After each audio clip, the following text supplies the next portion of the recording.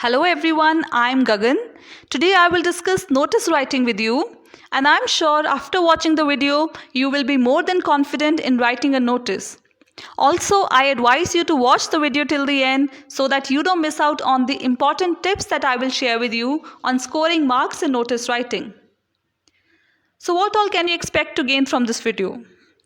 First of all, you will gain knowledge on what a notice is. So you'll have a clear understanding about a notice. Secondly, what is its purpose? Why do we need to learn to write a notice? Thirdly, how is it different from a poster? Now, there are many children who have confusion between the two. So I will try to clear up their doubt as well. Then the most important thing, we'll learn the format for writing a notice. Then through certain practice exercises, we will learn to write a notice. And in the end, I will be sharing tips with you on writing a notice and gaining marks in the exams. So now let's get started. What is a notice?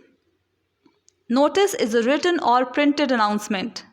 So when an information is given or an announcement is made in writing, it is called notice. For example, you can see the picture on your right. It is addressed to a large number of people. So a notice is meant for a large number of people. If it was meant for just one person, then it would not be a notice, but it would be a message. So a notice is addressed to a large number of people.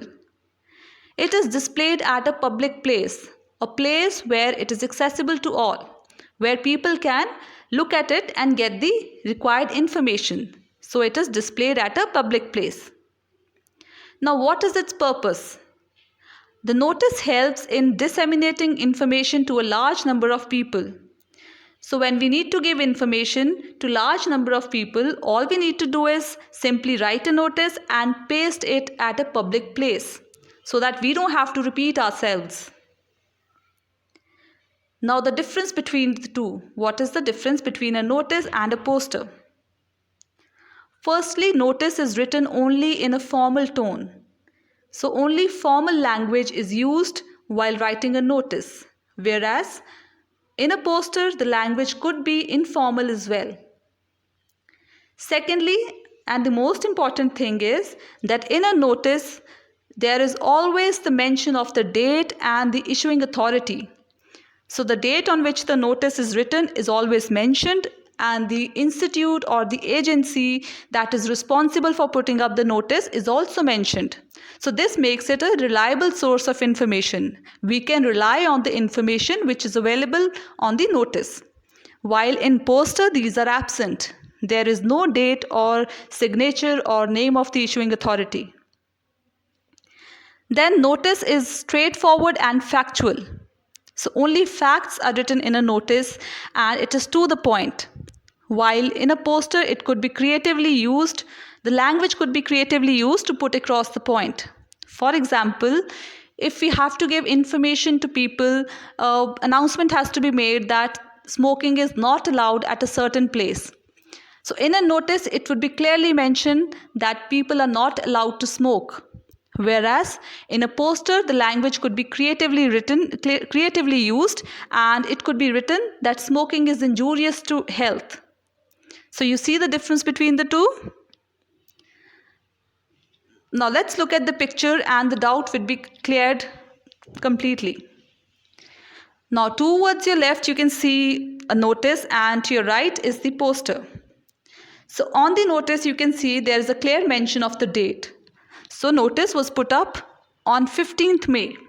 And you can also see the name of the issuing authority, DAV School. So we know that this school has put up this notice. While on the poster, there is no mention of any date or issuing authority. So we know which is a reliable source of information. So the information on both the notice and poster is the same, that students have been asked to keep their washroom clean. But you see the difference that there is no mention of date and the name of the issuing authority on a poster, while these are mentioned in a notice. So for example, there is in one washroom a poster is pasted and in another washroom a notice is pasted in a school. So what do you think, which out of these two documents is likely to be taken more seriously? I'm sure students would take the notice more seriously because they know that it has been put up by the school authorities. So this is the difference between the two, and notice is more effective than a poster. Now we'll learn to write the notice. What is the format for writing a notice, which is the most important thing. Now on the top comes the name of the issuing authority. For example, if a notice has to be put up in a school, we write the name of the school. If it is put up in a bus stand, then the agencies or the authorities of the bus stand will write the name of that authority, that agency. Second comes the notice. We write notice in bold so that people know that there is some announcement being made in this document. Next comes date on the left hand side. It is preferred that the date is written in a proper format. The date should be in number. After date, we write the month, which should be in words. We should always place a comma after month, and then we should write the year in number form. And this date should be the date on which the notice is written. After date, we write the heading or the title of the notice. And this title should be very clear. It should give a clear idea of what the notice is about. Then we write the body of the notice. This means the contents of the notice. All the information is provided here of what is happening, when and where. So we give all the information in the body of the notice. Towards the left, we write the signature of the issuer. So this comes in the end. We write the signature of the person who is writing the notice. The name of the issuer, name of the person who has written the notice. Then the designation of the issuer. Now designation means the position the person holds in that institute or the agency that has issued the notice. So this is the format of writing a notice, and it is very important that we write a notice according to this format. Also, don't forget to enclose the notice in a box. You can see this notice is written and it is enclosed in a box. So that is also an important thing to keep it in mind. Now let's do some exercises so that we get clear idea on how to write a notice. Now the first example you can see, the question is, you are Rahul, the head boy of JP Public School, Chandigarh. Write a notice informing the students about the painting competition to be held on 5th July 2020 on the topic Make in India, and invite the interested students to give their names. Now, we've been given so much information in the question itself. So we'll be using that information to write the notice. Now from the format, we remember that on the top comes the issuing authority, the name of the issuing authority. So now what is the name of the issuing authority here? In the question we've been told that JP Public School, Chandigarh, this is the name of the school. So we write it here. Then we write notice, because this will clearly tell people that there is some information, that some announcement is being made through this document. Then towards the left we write the date. And which date do you think will come here? If you said 5th July 2020, then I must tell you that we have to be very intelligent and we have to be very clever to know that this is not the date that we have to supply here. Because in the question, the 5th July is the date on which the competition is to be held. But we have to write the notice on a date which is prior to the competition, so that students are well informed, they are aware about the competition beforehand. So we will write any date before 5th July. So here we've written 21st May 2020. Now after date, we will write the title or the heading. So we've written painting competition, which gives a very clear idea that the notice is about a painting competition. So now in the body of the notice we write, this is to inform all the students that the school is organizing a painting competition on the topic Make in India. Now this topic was also mentioned in the question, so we've picked up the information from the question itself. The details are given below. Now what kind of details do we need to give? The date or the venue. when the notice or where the competition is about to happen. So now the date is that we've been given in the question, 5th July 2020, and the venue, if it was mentioned in the question, we would take up the same information, but since it is not mentioned, so we can use our brains and think creatively and write whatever venue we think would be apt for the competition. Here we've written venue, school auditorium. The students who are interested in participating can give their names to their class in charges before 1st June 2020. So we've written that the students who want to participate can give their names, and we've also given a date before which they should give the names. So now this date again is the date before 5th July. Now in the end comes the signature of the name and signature of the issuer, the one who has written the notice. Now in the question we are told that you are Rahul. So we are writing the notice as Rahul. So we will write Rahul here. And what is our designation? What is our post or a position in the institute? We are the head boy of the school. So that is our designation. And then we enclose this notice in a box. I'm sure now you're confident of writing a notice. Let's do another exercise. There's another question. And in this question, there is not much information being provided by the examiner or by the one who set the paper or the one who's written the question.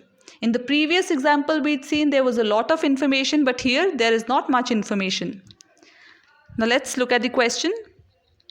Write a notice informing students about the blood donation camp being organized in your college. You are the cultural committee in charge.